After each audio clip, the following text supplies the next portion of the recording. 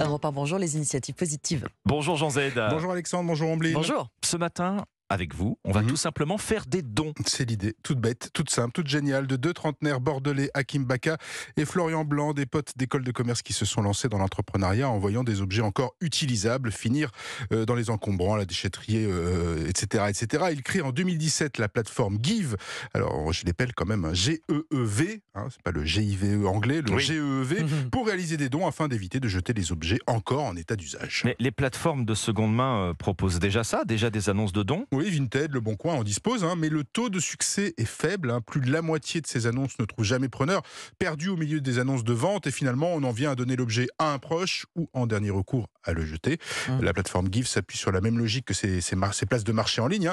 Le site ou l'application iOS et Android mettent en relation des objets voués à la poubelle et des particuliers, et la logique, c'est la même logique que les petites annonces, mais la particularité, c'est que les particuliers sont localisés à proximité, jusqu'à 15 km. L'autre avantage pour le donneur, par exemple, pas besoin de faire la promotion de l'objet à donner puisqu'il n'y a pas de concurrence. Personne ne vend rien sur Give. Ici, on donne, on trouve des petits et des grands objets du quotidien. On trouve par exemple des machines à laver le linge. Et on trouve aussi de la nourriture. C'est le principe de cette donation qui pousse cette variété d'offres. Alors quel est le modèle économique de Give ? Je répète, c'est un modèle qui pousse à donner. Chaque nouvel utilisateur part en fait avec un bagage de 10 bananes virtuelles.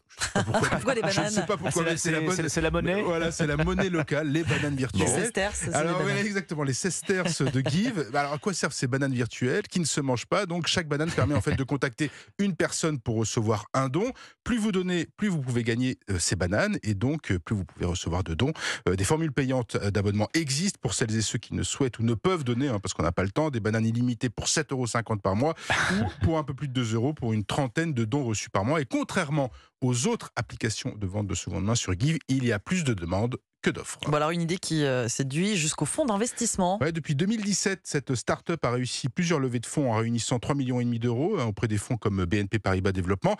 Et puis, depuis le lancement du service, donc Give qui compte 4,5 millions d'utilisateurs tout de même, 22 millions d'objets donnés au total depuis la naissance de la start-up. Et en moyenne, un don est effectué toutes les 3 secondes sur la plateforme Give. Les initiatives positives qui vous donnent la banane. Donc, merci Jean Z. Bravo Alexandre. Et à demain sur Europe 1.